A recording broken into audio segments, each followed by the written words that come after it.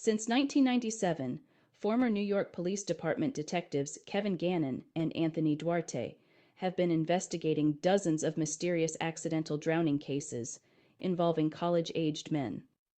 Gannon and Duarte believe these deaths are the work of a group of serial killers they have dubbed the Smiley Face Killers, referencing the eerie spray-painted smiley face left at many of the body recovery sites.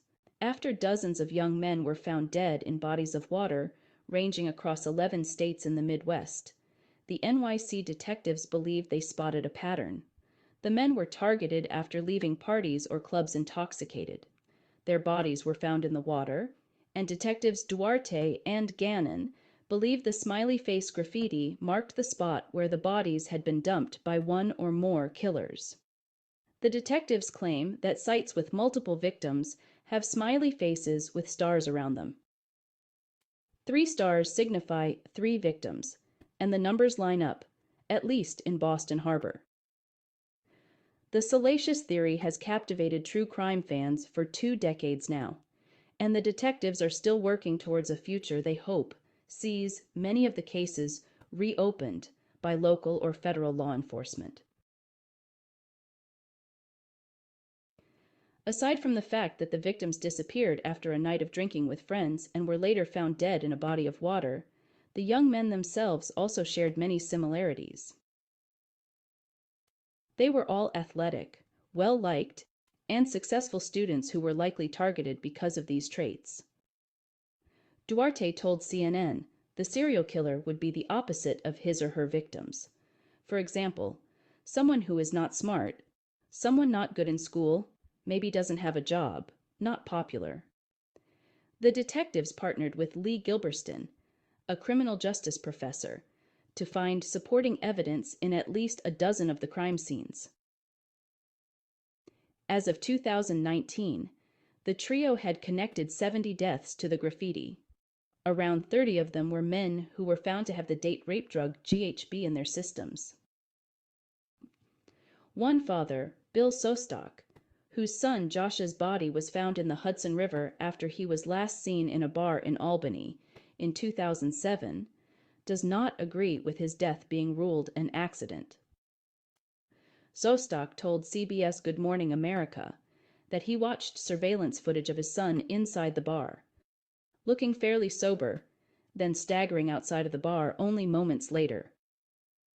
Shostak believes that tight municipal police budgets are partially responsible for a lack of homicide investigations. In certain cases, the detectives point to decomposition rates, like that of Dakota James, whose body, Gannon claims, was nowhere near decomposed enough or damaged enough to have traveled downriver for 40 days before its discovery. There were 11 spray-painted smiley face symbols on the bridge closest to where his body was discovered. Many speculated that Missouri College student Riley Strain may have been a victim of the smiley face killers as recently as March of this year. He went missing on March 8th. Riley Strain was last seen leaving a bar in Nashville. He was spotted on surveillance footage in multiple locations until he wasn't. He simply disappeared. His body found 2 weeks later in the Cumberland River. Despite sonar scans of the river and teams of searchers scouring its bank, they unable to locate any sign of the missing college student for 14 days. Though local law enforcement closed all of the cases, Gannon and Duarte have theorized that the victims were drugged, murdered, and then dumped in a body of water to wash away crucial evidence. The detectives also think a group of killers is responsible for the murders, since some of the drownings occurred at the same time in different states. Some believe the killers have created multiple cells throughout the United States that follow one leader or core group. Others believe it is a gang initiation. With the exception of one case, all of the potential smiley face killings have been ruled accidental or undetermined drownings. Local police forces stand by these rulings, and the FBI has also denied any possibility of the deaths being homicides. It makes you think. Handsome, white, college-age males leave a bar or party, fall in a body of water, and are so debilitated they cannot swim. Smiley faces found nearby. GHB found in many of their blood. I am not sure I would be so quick to dismiss a connection. What do you think?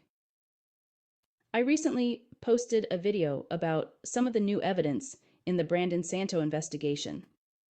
Like all of these victims, he was also a college-age white male that wandered off intoxicated after a party and ended up dead in a body of water.